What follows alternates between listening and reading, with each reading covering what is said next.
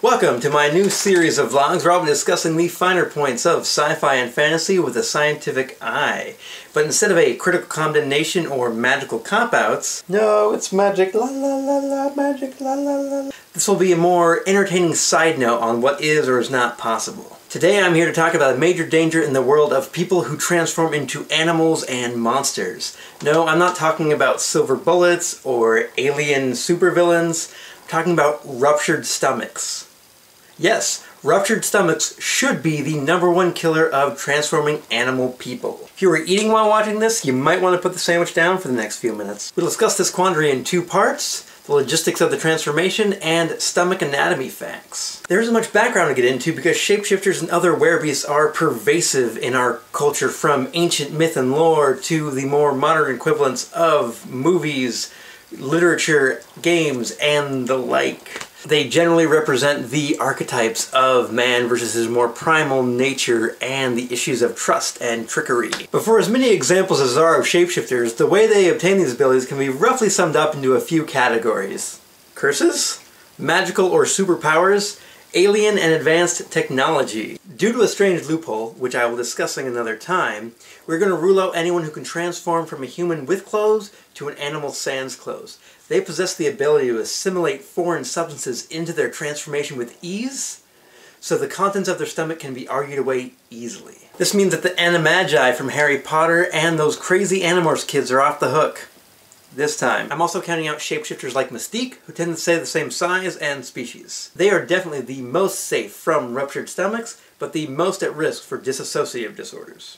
So then what does this leave us with? Well, it leaves us with the entire gamut of werebeasts, like werewolves, werebears, wereboars, weretigers, and it also leaves us with people who tend to increase in size, like the Hulk and Saiyans from Dragon Ball Z. But these are magical creatures that can fight off vampires and the such. Why are we talking about stomachs, and why are they so dangerous? It's generally well known that werebeasts don't really do well with foreign substances like clothing. This is because the transformation is changing their physical anatomy, sometimes down to the chromosomal level. What is not usually addressed is that living creatures have multiple organs filled with foreign substances at any given time. The lungs, bladder, and stomach, to name a few. When our therianthropic friend reverts to his smaller form, those substances need a place to go. A sharp exhalation will resolve the decreased lung capacity.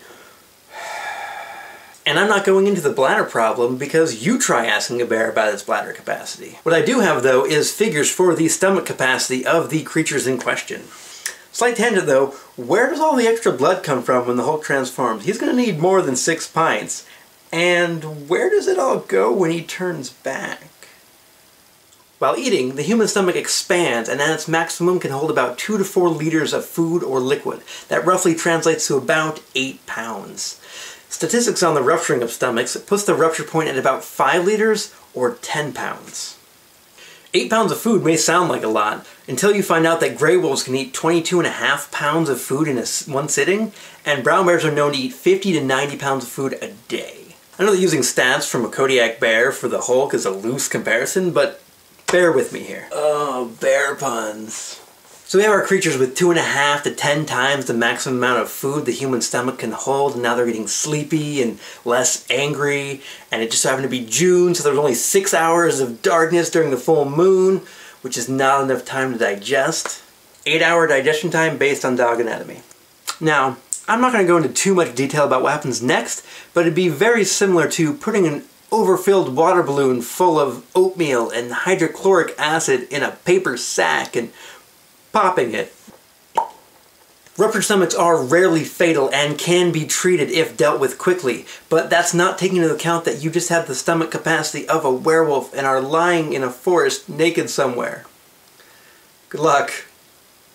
So the next time you're feeling a bit wolfy, or you want to take the Hulk out for shawarma after a big mission, maybe consider not going back for seconds.